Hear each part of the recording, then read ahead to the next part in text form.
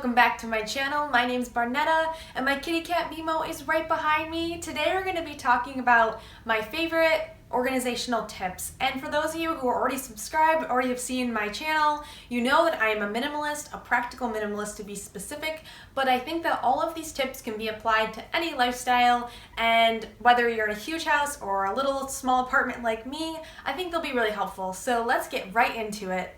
Tip number 1 is to match the amount of everyday items to the number of people in your home, and then store all the rest of the items you'd have for guests away so you do not dirty those things as you go about your day. And this has really changed our lives because we personally do not have a washer, dryer, or dishwasher, so that means we'd have to wash so many cups and so many plates and so much laundry on a regular basis that it was just exhausting. So we decided to cut that cycle. So just downsizing to what we absolutely need every day has made a huge impact and allowed us to live simpler and more stress-free the fastest. Tip number 2 is to create those drop-off spots. All too often, we have those high traffic areas in our house that just get completely chaotic. For us, it was really our entryway. I mean, honestly, in our 2-room apartment, we don't really even have an entryway. You open up the door right into the living room / kitchen. So we created a space where we can hang our coats and put our shoes, and I can put my bag, and it feels like everything has a home. So even when that area does get untidy, we can quickly identify where everything needs to go and just keep those spaces nice and neat for the most part. Tip number 3 is to fight paper clutter with a photo, and I am talking specifically about non-essential paper clutter. I understand that there are some documents that you just can't get rid of. I have them too, but for everything you just need a reference and don't necessarily need an exact duplicate of. I say just snap a photo and put them on a thumb drive and have them for reference there rather than piling on a counter. Very easy and something that can absolutely keep you more organized starting now. Number 4 is to arrange from heaviest to lightest, and this can work for nearly every item in your home, but it's specifically oriented towards collections. And for example, I'll just say clothes. You'd begin by hanging your clothes in your closet, starting with your darkest darks, I'm just gonna say black, and ending with your lightest lights, which would be white. And throughout your wardrobe, you'd arrange all of the color palette in between there. And with each color, you'd begin with the darkest and the heaviest and the longest items, and then move into the lightest and the shortest and the most thin fabrics. And you'd repeat that throughout each color, and at the end, you'd have an arrangement that allows the eye to rise and fall comfortably, and it gives the feeling of overall organization, even though you might have a lot of items in that one spot. Number 5 is don't forget the little things. So things like loose keys, remotes, and wallets, all of those items need to absolutely have their own resting spot within your home.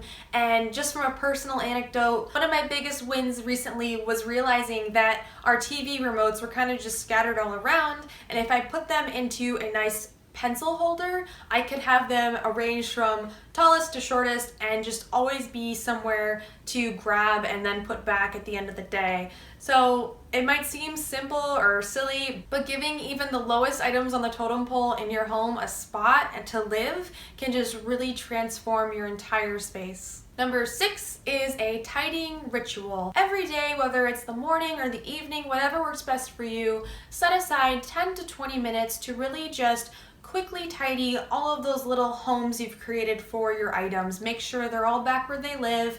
Make sure everything looks nice and neat. And don't get too hung up on making everything perfect, but just do what you can. And I promise that you will immediately start to see the difference, and you'll probably end up extending that tidying amount just because you're enjoying it so much. Number 7 is to have cleaning products that you like to clean with. I think that this might seem so obvious, but in the past, I have personally owned really toxic, sour smelling cleaning items, and I thought I just didn't like doing the chore. It turns out I really just hated smelling those items. Specifically, we were using scrubbing bubbles and Clorox in our bathroom, on the shower and the toilet, and I again thought I just didn't enjoy that chore, but I really just didn't like inhaling toxic fumes. So recently we've moved into all natural and environmentally friendly cleaning products, and that has changed our lives. You don't need to necessarily have products that are all eco-friendly,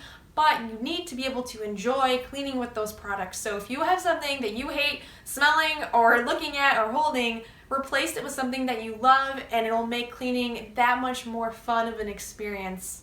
Number 8 is to stand things up rather than stacking them. And I really have to give kudos to my fiance's mother for this, because I had never seen someone so neatly stack all of her cosmetics, all of her toiletries, until I started dating him. And since then, I've adopted this practice on my own. I'll just stack all of my cosmetics in a nice little neat row and never lay them flat, because it allows more space, allows me to see every single thing that I own, and it also does not damage the packaging or items as much as stacking things on top of each other. Number 9 is to go clear, and I'm mostly referring to things like makeup organizers or jars that hold other things. So essentially, when you have something that is glass or acrylic, it automatically creates more space at whatever area in your home you're looking at. One of the things that really changed our life was replacing our coffee table with an acrylic one, putting things like dryer sheets and our cat food into clear glass jars, and then also buying the clear makeup organizer. It just allows things to look even more tidy, and when you have something that's opaque and heavy, it will by default make things feel opaque and heavy. So if you feel like you have a space that feels really crammed, try lightening it up with something that's clear. Number 10 is to go compact. One of the best decisions we ever made was to get rid of our bulky vacuum and get a smaller handheld shark vacuum. I'll link to that in the description down below. But essentially, we have mostly hardwood floors and just a few rugs, and it's been really awesome not having to lug around or find a space for a gigantic vacuum that we just don't get use from. So if there are items within your home that you think you can get the compact version of, do that now, and it will be so much easier for you to find a new space to put that item, and you won't have to worry about dragging out whatever huge item you had to before. Makes everything so much quicker and way easier. And number 11, a bonus tip, is to just begin. Don't feel like you have to buy the right storage bins or cleaning utensils or anything before you can actually begin cleaning or organizing. Just start small, start anywhere, and don't beat yourself up if you're taking longer than needed, because any small step in the right direction is still the right direction. I believe in you guys, and thank you so much for taking time to watch this. Please like and subscribe if you liked what you've seen. And until the next time, remember that there is no one like you. You are loved and you are beautiful inside and out. I will see you guys later. Bye.